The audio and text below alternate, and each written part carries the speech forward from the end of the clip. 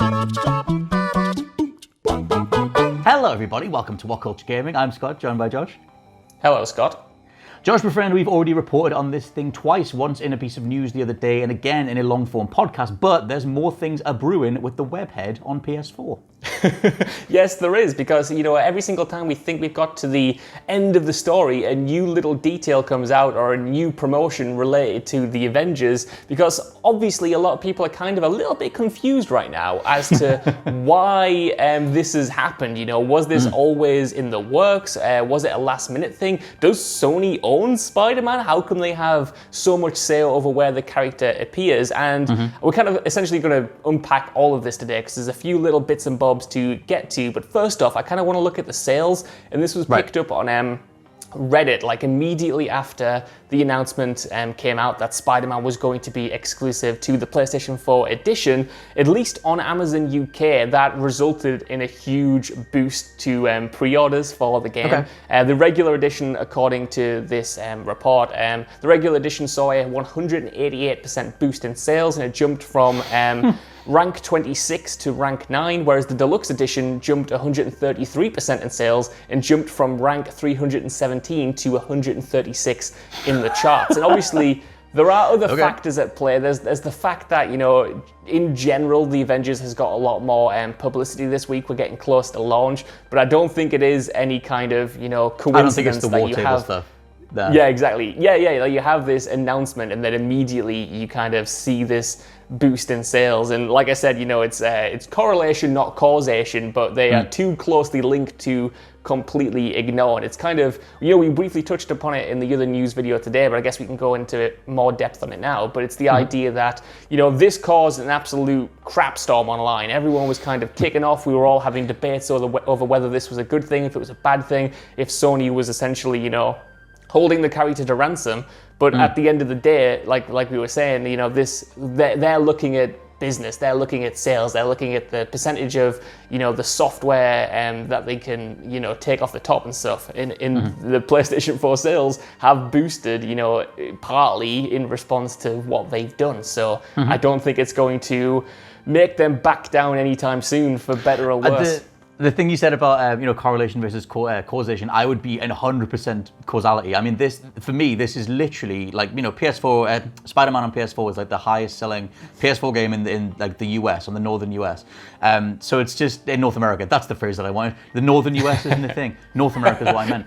I think this is all the people just coming in going like, oh, more Spider-Man on PS4, done. Like, you think of the average consumer who gets told, hey, by the way, Spider-Man's going to be in the Avengers, and you just need to buy this game to play as him again. Like, you look at the pool of people that already love that original Insomniac's game. I think that's entirely people coming across.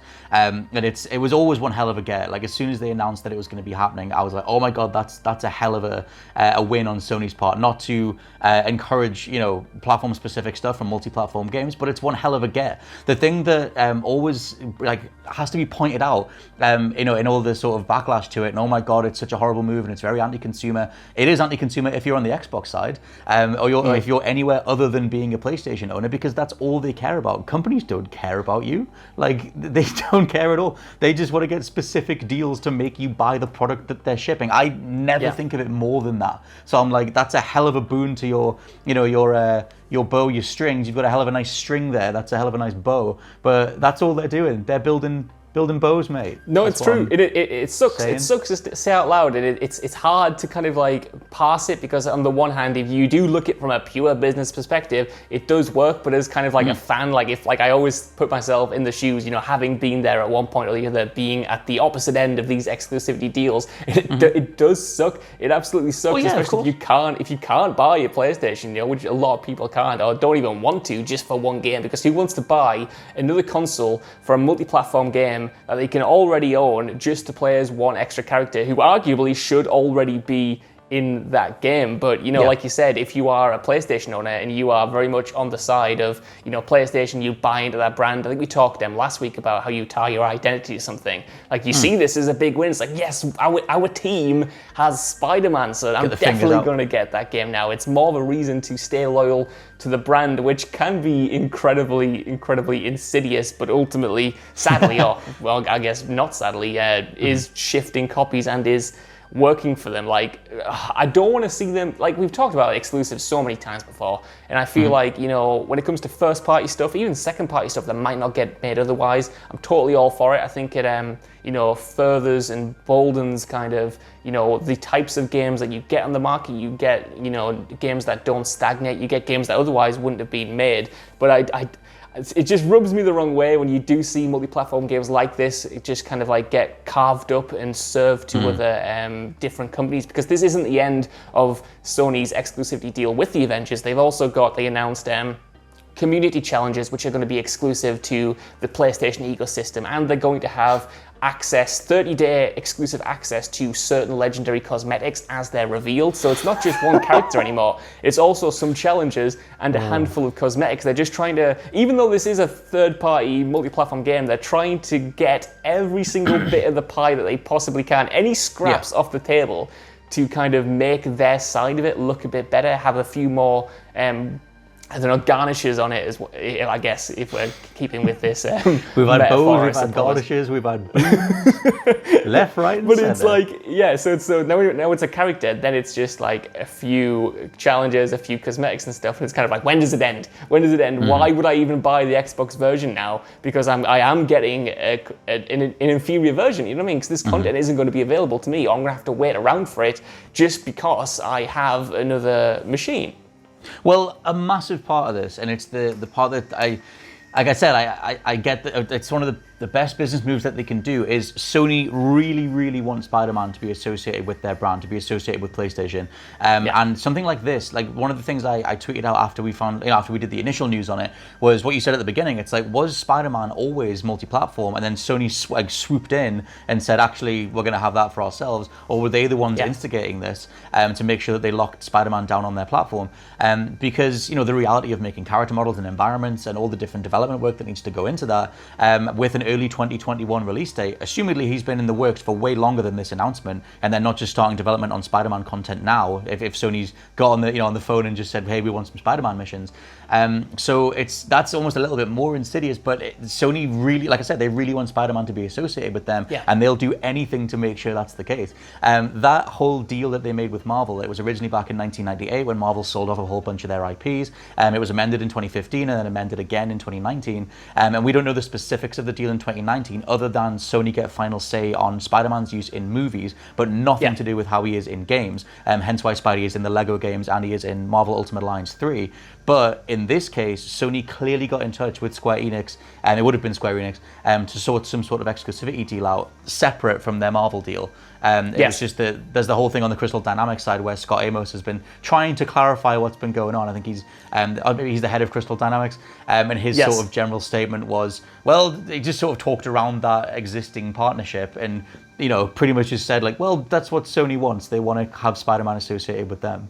So yeah, Scott Amos has been talking to a bunch of different outlets, and he did have this to say when he was asked about what the hell's going on with the rights. Like, does PlayStation own them? Do they have a deal with Marvel?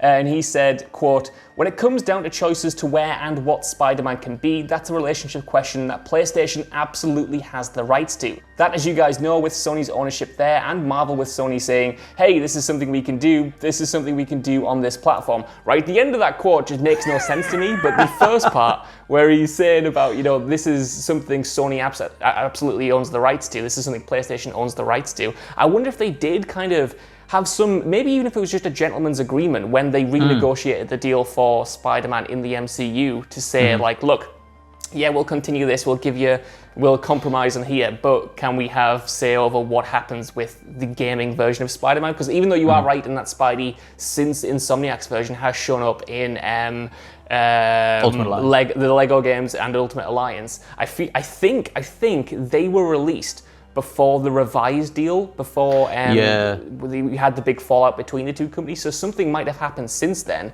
Or maybe they just have a partnership to the point where it's kind of, like I said, it's not officially written down, but it is sort of a gentleman's pact that, you know, even though we don't have anything, you know, exchanging hands, like you do me a favor and I'll do you a favor by letting me have control over this character. And Scott Amos also went on to say in that interview with IGN Japan that Spider-Man was actually a late addition. In fact, they had all of of their post-release characters confirmed and they had a plan ready. I knew it. And then they got the opportunity to do Spider-Man, and it just happened to come together. So you can imagine that is Sony just coming and being like, look, we're going to throw loads of money at you. Yeah. We're going to hopefully get you to make this character for us. Don't half-ass it. So we have something extra that wasn't going to be implemented in the first place. I mean, again, like that's how they would have to spin it anyway, because if he did come out and say, well, we had Spider-Man planned and then they just gave us money and bought the rights to it, like that would be a bad look. So I suppose they would have to say that it was external, but it does make a lot of sense with how, you know, it was going down. And as a kind of as a final thing, they did say that there will be no other exclusive characters, so it's not like in response Microsoft is going to just again. Yeah, until Sony gets back in touch again. It doesn't. Yeah, they get Venom, but it doesn't seem like, you know, Microsoft's going to be able to go, well, if they get that, we need this guy, this 2-bit guy that we don't actually own. There's no one they could even get at this point. Like Spidey is like the biggest Marvel character ever. Like it's just there's no one that there's no one that Microsoft could get at this point. But I think like they said, they've dabbled in this exclusivity pool. The response was very negative. But that whole thing of him coming in towards the end, like Sony are pretty much getting on the phone and saying, do us a Spider-Man content. They'll put that together. The thing with that is like the reality of the Avengers game. Obviously, it's you're going to play as different characters post-launch, and you just plug them into that whole war table setup, and you pick different missions and then go on them, and it's just their little combat arenas that repeat. I increasingly think that this Spider-Man DLC is not going to be anything special. I mean, the game itself seems to be quite repetitive based on the beta feedback anyway, but in terms of just picking a character, you have a set of animations, a set of loot that you can unlock, and you just grind through that. You make the levels go up and whatever. That'll be enjoyable to a whole bunch of people, not necessarily me, but I think the way that the missions are coming together, it seems like this Spidey thing is quote-unquote throwaway, that you're not really missing out on it if you're in the Xbox side, and them developing it now for an early 2021 release kind of proves that. Yeah, I mean, it's we're going to have to see how the rollout is kind of, tackled with other characters like Hawkeye and stuff. Like, will Spider-Man get his own, little storyline, or will it just be kind of like one mission, he's a character, you can plug him into all the other missions that we've already got coming out for, multi-platform stuff? I don't know. That would make kind of like the most sense. Otherwise, you are dedicating a whole lot of time to this one character that a huge part of the audience won't be able to experience, the missions associated with them if they do exist. Like that would suck. That would be a major kind of just a major misstep, because how are Square Enix and Crystal Dynamics supposed to market this game to Xbox fans now, or other platforms? How are they supposed to World's say, most powerful console? It's the world's most powerful console, but at the same time, you're not getting Spider-Man. Also, you're not getting some community challenges. Also, those cosmetics you're looking forward to, and like what the entire game is kind of partly built around, encouraging you to customize these heroes. They're also locked off to 30 days as well. That whole thing. How much money did Sony throw at Square Enix to the point where they forwent their multi-platform profits for the sake of how much money that is? Like, that's the thing. With a deal like this, Sony are pretty much paying off the amount of money they would make on the Xbox side, which you can look at the Xbox versus PS4 sales, and maybe that's something that Sony can fork out for, but it just seems crazy. Like, they're so determined to make Spider-Man their own that they'll throw that much money at one company to make sure that Spider-Man continues to be associated with PlayStation, and that company don't even care about putting the game out. Don't care about putting that content out on another platform, and how many potential sales they would have got from it. Which, to bring it all full circle, those sales have gone up by orders of magnitude based on the Amazon UK stuff. Yeah, I mean, obviously it has worked in some form, but it is strange. Like, why this game? Why not Ultimate Alliance? Why not anything else? And especially when you've got Miles Morales, the standalone Spider-Man game, coming out at the end of this year, and presumably you've got Spider-Man 2 in development. Like, I guess it's a case of I'm asking, why do they need him? They don't necessarily need him, but it is resulting in extra sales. So I suppose it is a win. It's just one of those things where it's completely different to look from as a fan compared to kind of like as a business person, where it's just like, as a fan, I'm like, why do you need him? And as a business side of it, it's like, because he sells, because he's selling the game for us. Yeah, because and he's all over there. It's a profitable thing. Yeah, like he's all over their PlayStation Studio stuff now as well. Like, they've had him in those sizzle reels that they've started putting out. It's like it pretty much seems like they think of Spider-Man as a PlayStation character, and we talked about it on the pod, and Ash was saying that she started to think that way too. That because he's obviously, the game was such a big success in 2018, that when you see him, and like obviously they had the whole thing with the PS3 font and everything, and it's just like that is one of the biggest wins they could possibly have. That is almost out of nowhere. But I mean, I remember reacting to the 2018 exclusive game, being like, holy hell, this is an insane get on that level too. too. But yeah, let us know what you think down in the comments below. Does something like Spider-Man sway you towards one version or the other, or does it seem like the content itself just isn't part of the core value proposition to the point where you might not actually be missing out on that much anyway? For now, I've been Scott from WhatCulture.com. I've been Josh from WhatCulture.com. And we'll catch you next time. Bye. Bye.